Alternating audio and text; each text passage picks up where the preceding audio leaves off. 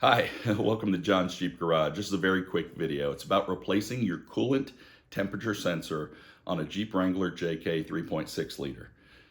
Now, we're going to show you a timestamp below on the screen to fast forward to the work, but we want to give you a little quick background. So this Jeep that we are using in this video has an aftermarket inner fender.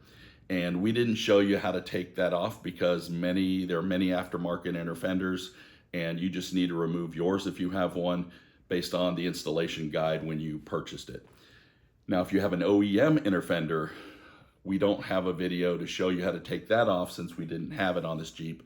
But basically, you're going to need a retaining clip removal tool. You're going to have about 8 to 10 retaining clips along the outer edge and on the inside edge, I think one in the center, that you need to remove. And there's a 10mm bolt. It's a pretty simple process, and I would keep the retaining clips so you can insert them back afterwards. Now, this is the easiest way to get to this coolant temp sensor, and once you see that, it's for you, you're gonna say, okay, this is a very quick job. You're gonna need a 20mm deep socket.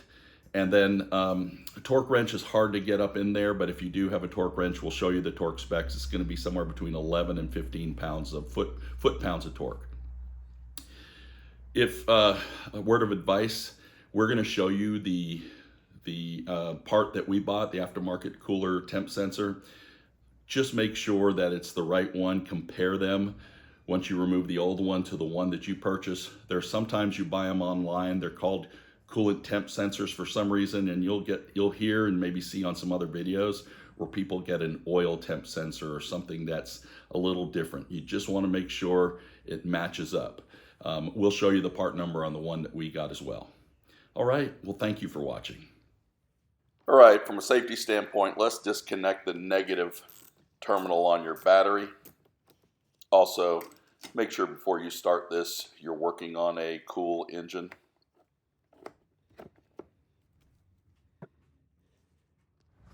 All right, on the driver's side, rear of the engine, you can see the connection switch with the red locking tab. That's where your coolant sensor is. Well, let's access it through the inner fender, remove it. See, I don't have my tire removed, but if you look at the back of the engine, your arm can just reach up there very clearly. But we have to get that red locking tab off, so I just use a pick. I kind of reach from the top, and then I just kind of grasp it and pull to unlock it.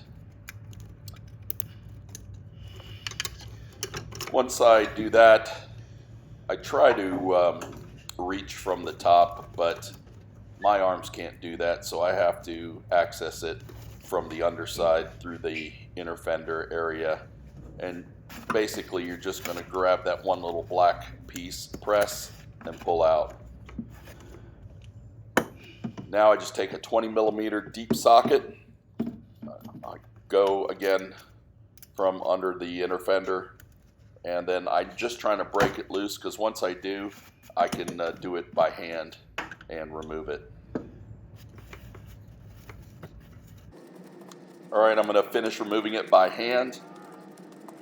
There's going to be a little coolant that comes out. That's why I always say work on a level ground. So I have my old one. And you always want to compare it to the new one. I have the washer in the bag, but this one is CarQuest WTC 1216. Now I go ahead and put it back as is. Some people use some type of thread sealant like Teflon tape. I do not, but it is an option for you. Always check for leaks after the work. I go ahead and I hand tighten it in. And then I'm going to put the deep socket back on there. I don't have a lot of room for my torque wrench. So it is 12 to 15 foot-pounds, but when I do it, I just go ahead and get it to the base, and then I just give it another little bump, what I consider a snug fit. But again, 12 to 15 foot-pounds.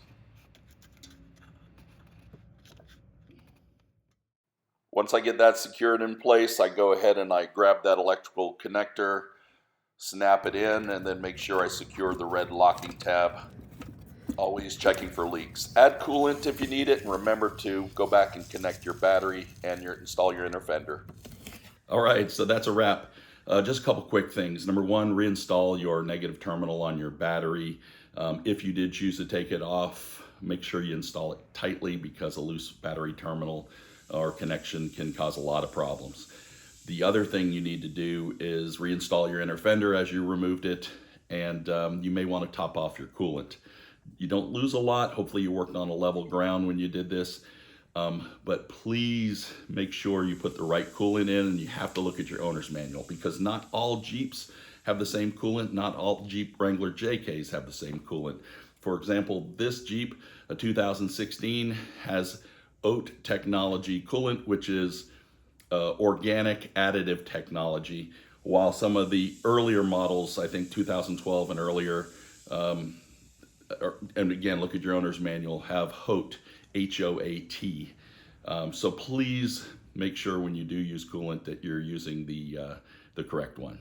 Thank you for watching. We appreciate it. And if you thought this video was helpful, please like and subscribe to our channel.